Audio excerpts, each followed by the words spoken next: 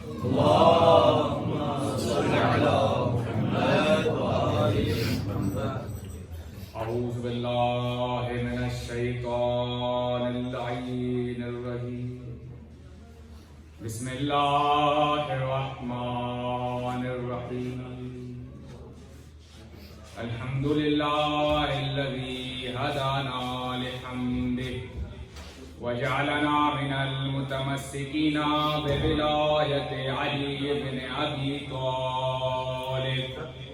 والصلاة والسلام على أشرف الأنبياء والمرسلين وعلى آل بيته الطيبين الطاهرين المعصومين المنتجبين أبي القاسم محمد.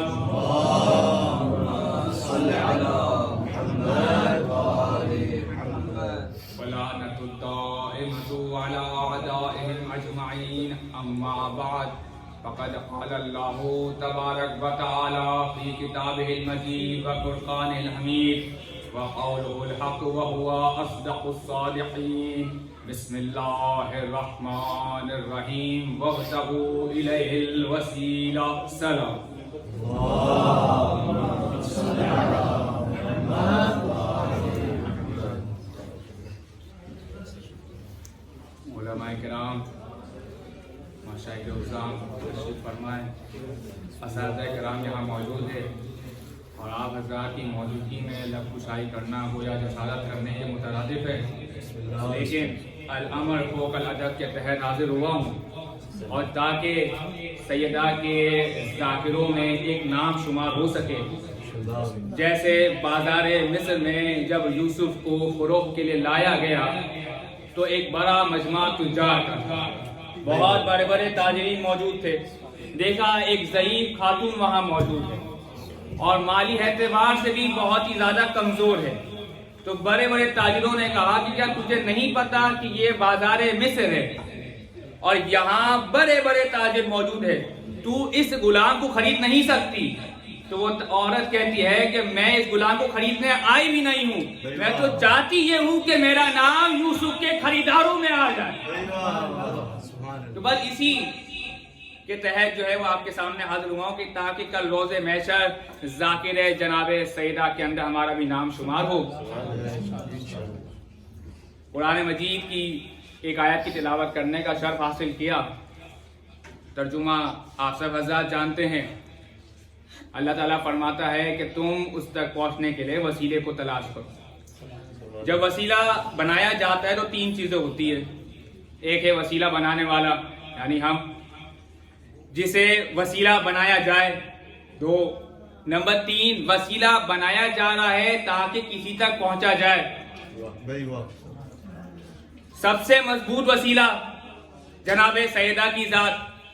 اور یہ بھی ضروری ہے کہ میں جسے وسیلہ بنا رہا ہوں مجھے پاس اس کی معرفت ہونی چاہیے کہ آیا وہ وسیلہ اتنی قدرت رکھتا ہے کہ میرا کام کروا سکے. تو اس سے پہلے کہ میں توسل جناب سیدہ پر آؤں، دو جملے تمہاری خدمت میں جناب سیدہ کی معرفت کے اعتبار سے بتاتا چلوں تاکہ پھر وسیلہ بنانے میں تمہیں بھی لطف آئے گا اور دینے والے کو بھی لطف آئے گا.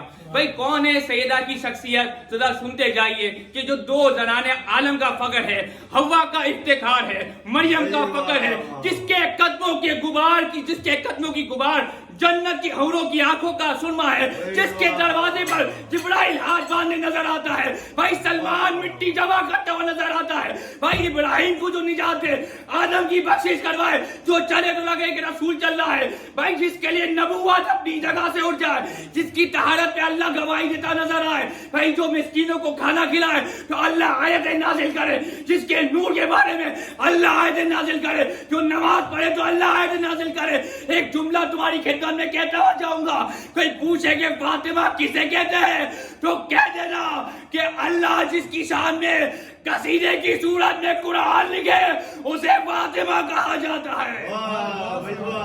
سبحان اللہ سبحان اللہ. کیا کہ نعرہ حیدری اور محمد وآل محمد بلند تر سلام.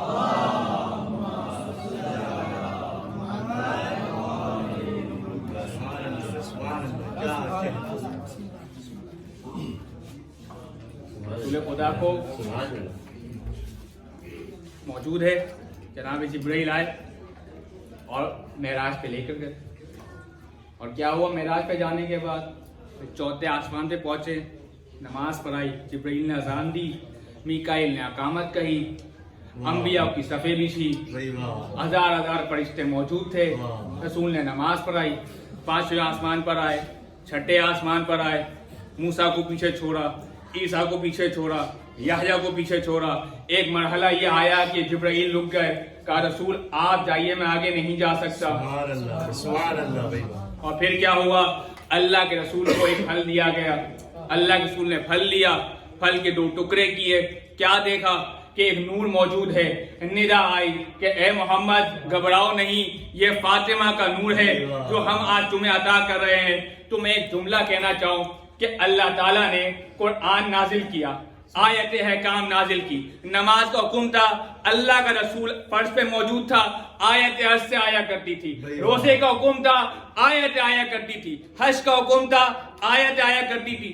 एक एक हुक्म आता रहा, अल्लाह का रसूल फर्श पे मौजूद था, अल्लाह के रसूल को बुलाया नहीं गया। तो एक जुमला तुम्हारी खिदमत में कहता हुआ जाओ हाथ जोड़ के कि भाई मोहम्मद किसे कहते हैं? जो कुरान को मेराज करा है, जो मोहम्मद को मेराज करा है, उसे फातिमा कहा जाता है।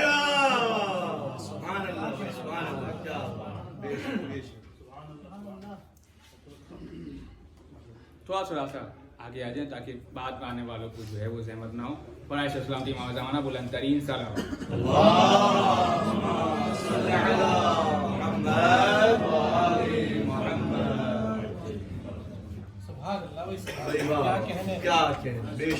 जनाबे सैयदा का तवस्सुल सिर्फ दुनिया में नहीं बल्कि मरने के बाद भी कई जगहों पे फायदा देगा। और अगर इंसान की इस जिंदगी में आदत हो कि वो तवस्सुल किया करता था तो मरने के बाद भी उसे यही आदत फायदा देगी। ईरान के एक बहुत बड़े आलिम थे, 2 भाई थे, एक आलिम था एक ताजिर था। आलिम का इंतकाल हो गया, ख्वाब में देखा अपने भाई को, उस ताजिर भाई ने, तो क्या देखता है कि काफी अरसे बाद मुलाकात हो रही है। कहा कैसी हालत है वहां? कहा अब तक अजाब में मुब्तला था, अब जाके कुछ निजात मिली है। पूछता तुम इतने बड़े आलिम थे, खतीब थे, जाकिर अहले बैत थे, फिर किस वजह से इस अजाब में मुब्तला थे? कहा क्योंकि मैं मुस्तदी हो चुका था हज के लिए और मैं अपनी मसरूफियात के बाहर हज पे नहीं गया, जबकि हज मेरे पर वाजिब था, तो जिसकी वजह से मैं एक अरसे से अजाब में मुब्तला था। कहा फिर निजात कैसे मिली? कहा कुछ देर पहले ही मिली है। कहा क्या काम दिया?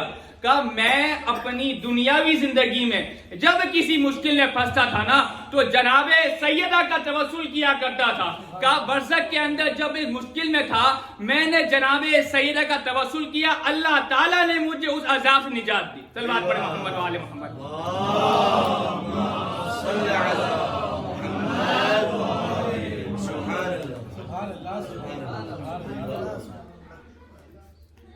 एक शख्स सफर पे गया और सफर पे जाने के बाद बहुत ही गुनहगार शख्स था, इंतकाल हो गया, ईरान के सफर पे था। इंतकाल हो जाने के बाद जब उसके जनाजे को हरम इमाम रजा में लाया गया तो उस हरम में लाने से पहले उसके ऊपर अजाब हो रहा था। जैसे ही इंतकाल हुआ अजाब के फरिश्ते मुसल्लत कर दिए गए और उसके ऊपर अजाब शुरू हो गया। और जब हरम में लाया गया तो उसके ऊपर से अजाब हट गया। जब इमाम रजा के सामने पहुंचा तो क्या देखता है कि जरी के पास इमाम रजा मौजूद है और लोग अपनी फरियादें बयान कर रहे। कह रहे मैंने इमाम से इल्तिजा की, इमाम ने मेरी फरियाद ना सुनी, और जैसे ही मैं हरम से निकलने वाला था तो मुझे एक शख्स ने कहा कि जैसे ही तुम हरम से बाहर जाओगे ये अजाब के फरिश्ते तुम्हारे पर दोबारा मुसल्लत हो जाएंगे। तो कहा मैं क्या करूं?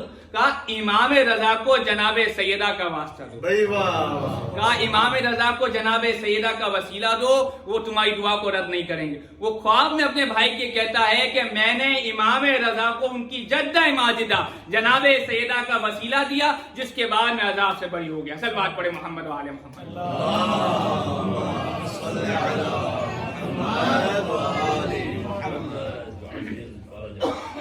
इमाम मोहम्मद बाकिर अलैहिस्सलाम से रिवायत है, रावी कहता है कि इमाम मोहम्मद बाकिर अलैहिस्सलाम जब कभी बीमार होते थे, बुखार की तकलीफ हुआ करती थी, तो वो तवस्सुल किया करते थे जनाबे सैयदा से और इतनी जोर से कहा करते थे अस्सलामु अलैका या फातिमा, के घर के दरवाजों तक उनकी आवाजें जाया करती थी।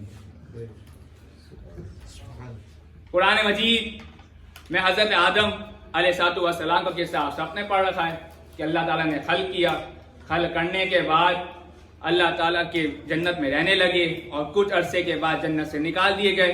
جب جنت سے نکالے گئے تو جنت سے نکلنے کے بعد ایک عرصہ دراز تک روتے رہے، اور ایک دفعہ بیان کیا گیا کہ جو تمہیں اسماء وہاں تعلیم دیے گئے تھے ان کے ذریعے جو ہے ان کے وسیلے سے اپنی مغفرت کرو۔ اب حضرت آدم نے کیسے مغفرت کی؟ دیکھو بھائی، وسیلے کے دو طریقے ہیں جو انبیاء علیہ السلام نے اختیار کیے۔ وسیلہ بنایا اہل بیت کو، ایک دفعہ وسیلہ بنایا اور کہا کہ یا خدا تجھے واسطہ محمد و آل محمد کا، اور ایک دفعہ ایسے نہیں بنایا، ایک دفعہ کہا کہ تجھے واسطہ محمد کا، تجھے واسطہ اس کے علی کا، تجھے واسطہ فاطمہ کا، تجھے واسطہ حسن کا، تجھے واسطہ حسین کا۔ کہا جناب آدم نے اس طریقے سے وسیلہ بنایا تھا، اور وسیلہ بنانے کے بعد جناب آدم کی مغفرت ہو گئی۔ تو بھائی اب میں تمہاری خدمت میں ایک جملہ دیتا چلوں کہ جناب سیدہ وہ ذات ہے کہ جو انبیاء کی مشکل کشا ہے، ان کے شوہر امیر کائنات وہ ہستی ہے کہ جو انبیاء کے مشکل کشا ہے۔ تو اب میں تمہاری خدمت میں عرض کرنا چاہوں کہ اللہ کے رسول نے فرمایا تھا کہ اگر علی نہ ہوتے تو فاطمہ کا کوئی کف نہ ہوتا۔ تو اب مجھے بات سمجھ آئی کہ انبیاء کی مشکل کشا کرنے والی کا کف ہمیشہ انبیاء کا مشکل کشا ہوا کرتا ہے، انبیاء کو اکیلا چھوڑ کے جانے والا نہیں ہوا کرتا۔ سبحان اللہ، سبحان اللہ۔ صلوات پڑھیں محمد و آل محمد۔ اللہم صل علی محمد و آل محمد۔ جناب جاوید عبداللہ انصاری امام محمد باقر کے پاس آئے، اور امام محمد باقر کے پاس آ کے کہا کہ مولا مجھے کوئی ایسی بات بتائیے کہ جو میں آپ کے شیعوں کے سامنے بیان کروں تو وہ خوش ہو جائے۔ تو امام محمد باقر فرماتے ہیں کہ جب روز محشر ہوگا، تمام انبیاء موجود ہوں گے، اولیاء کرام موجود ہوں گے، ان کے اوصیاء موجود ہوں گے، بڑے بڑے ممبر لگے ہوئے ہوں گے، نور کے ممبر ہوں گے، رسول خدا خطاب کریں گے، علی مرتضیٰ خطاب کریں گے، کہا اتنے میں منادی ندا دے گا اور کہے گا کہ اپنی اپنی نگاہوں کو نیچے کر لو تاکہ فاطمہ آ جائے۔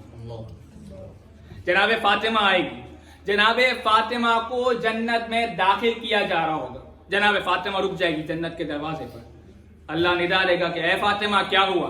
جناب فاطمہ کہے گی کہ میں چاہتی ہوں کہ یا اللہ کہ تو آج کے دن لوگوں پہ میری منزلت کو بیان کر۔ سبحان اللہ، سبحان اللہ، سبحان اللہ۔ اللہ فرمائے گا کہ یہاں موجود جتنے لوگ ہیں، جتنے تیرے چاہنے والے ہیں، تو ان کا ہاتھ پکڑ کے جنت میں داخل کرتی جا۔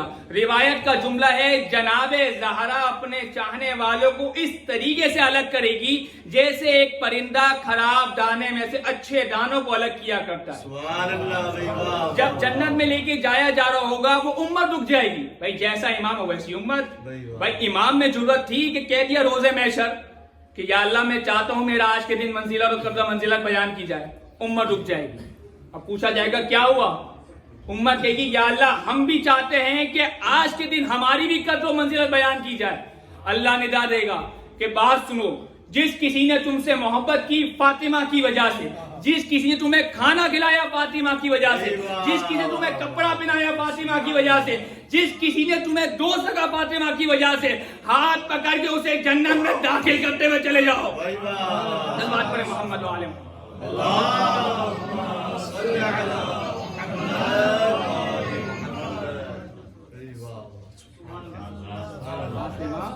وسیلہ نجات ہے، نہ کہ صرف اس دنیا میں، مرنے کے بعد برزخ کے مقام میں، روز محشر میں۔ اور وسیلہ نجات بنانے کے لیے ضروری ہے کہ میں ان سے محبت بھی کروں، تقاضا محبت یہ ہے کہ ان کے دشمن سے اظہار برات بھی کروں۔ روز محشر جہنم کے دروازے میں جناب سیدہ کھڑی ہوگی، اور جب ان کے چاہنے والوں کو جہنم میں ڈالا جا رہا ہوگا جناب سیدہ کہے گی کہ یا اللہ کہ تو نے نہیں کہا تھا کہ میرے چاہنے والے جنت میں جائیں گے؟ اللہ کہے گا بالکل کہا تھا۔ تو کہا تیرا وعدہ تو سچا ہوتا ہے، پھر کیا ہو؟ کہا میں چاہتا تھا کہ تو یہ مجھ سے کلام کر تاکہ اہل محشر پہ تیری منزلت بیان ہو سکے۔ تجھے جس کی پیشانی پہ لکھا ہوا نظر آ رہا ہے کہ وہ تیرا چاہنے والا ہے، اس کا ہاتھ پکڑ کے اسے جنت میں لے کے چلی جا۔ ایک جملہ کہوں آپ کی خدمت میں. روز محشر جہنم کے دروازے پہ کھڑی ہے, آنکھ کے پاس کھڑی ہوئی ہے جناب سیدہ. ایک یہ آگے کہ جہاں جناب سیدہ کھڑی ہے تاکہ اپنے چاہنے والوں کو بچا سکے.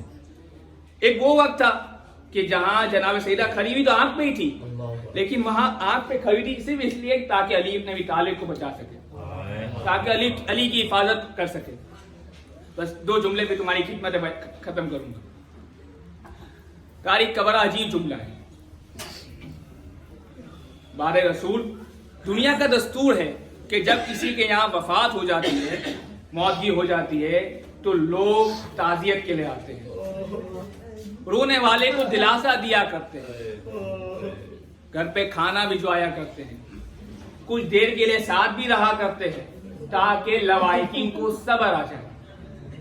بڑی عجیب تاریخ لکھی تاریخ نگاروں نے کہ جناب رسول خدا کی شہادت کے بعد لوگ آتے تھے جناب سیدہ کے گھر, اور آنے کے بعد کہتے تھے کہ اے علی, سیدہ سے کہو کہ یا دن میں روئے یا رات کو روئے, ہم سے برداشت نہیں ہوتا, ہماری نیند میں خلل پڑتا ہے.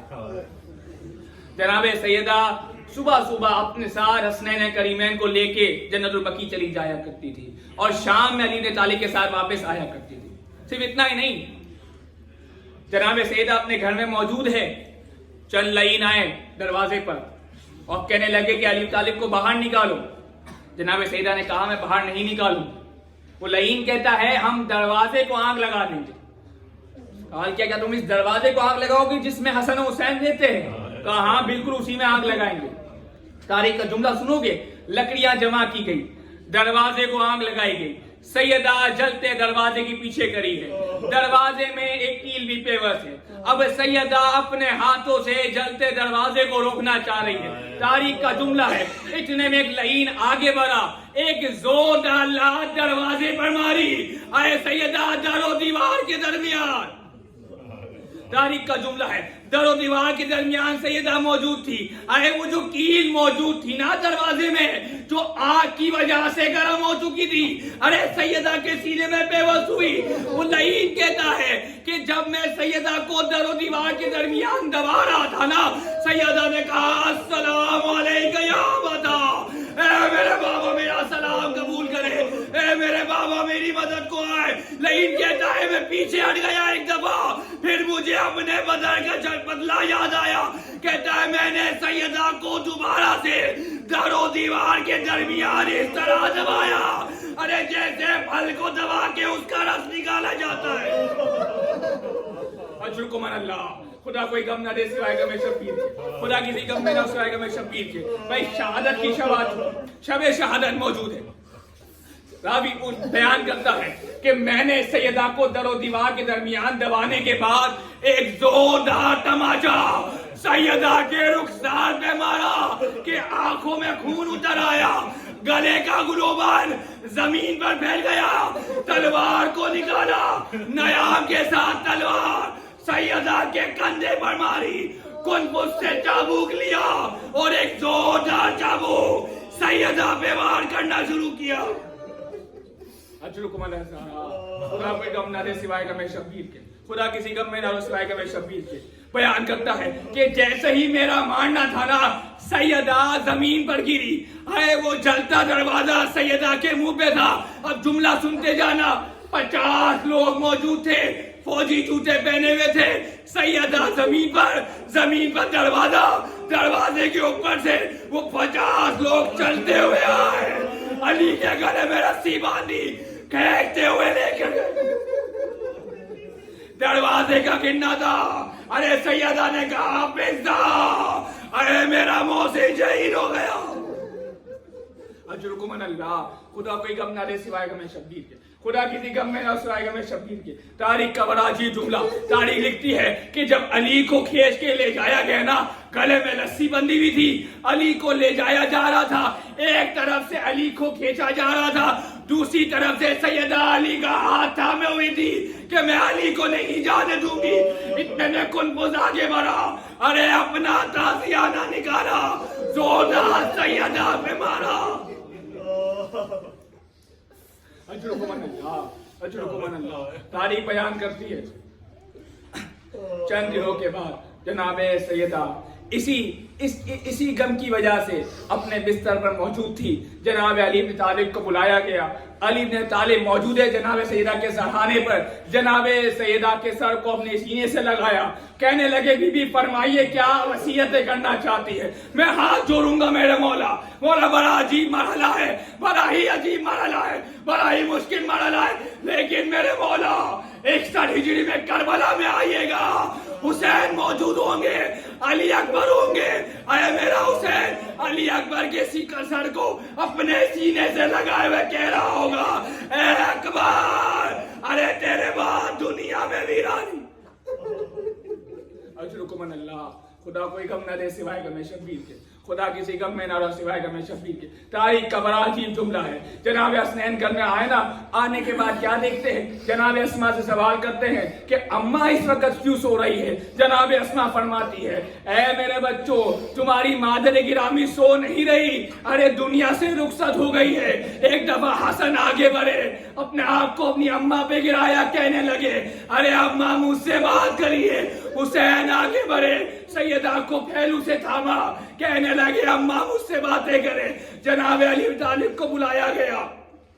رات کی تاریکی میں جناب سیدہ کا جنازہ اٹھا.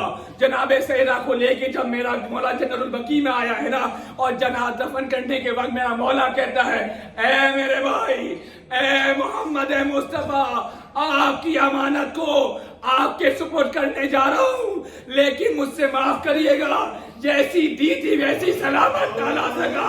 ارے پسلیاں ٹوٹ چکی ہے,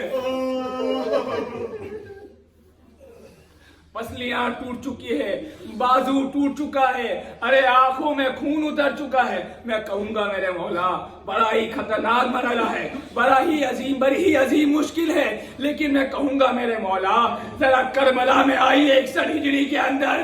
ارے جناب سیدہ کو اپنے شہر میں تو دفنایا گیا نا, لیکن ذرا کربلا میں آئیے. 4 سالہ بچی ہے, 4 سالہ بچی ہے. ارے کوئی تماچے مارتا ہے, کوئی گوشوارے چھینتا ہے. بس آخری روایت تمہاری سہمت ہے تمام, تمہاری سہمت تمام. راوی کا جملہ ہے, ارے 4 سالہ سکینہ زندان شام میں جب اسے رخصت ہو چکی, 10 سالہ کو بلایا گیا اور سوال کیا گیا کہ اسے غسل دینا ہے. تھوڑی دیر کے بعد وہ 10 سالہ واپس آتی ہے اور کہتی ہے کہ میں اس بچی کو غسل نہیں دوں گی. کہا کیوں, کیا وجہ ہے؟ کہا یہ بتاؤ کیا یہ بچی یتیمہ ہے؟ کہا تجھے کیسے پتا چلا؟ کہا میں غسل دینے کے لیے اس کا لباس ہٹاتی ہوں, جسم کا گوشت اپنے آپ آ رہا.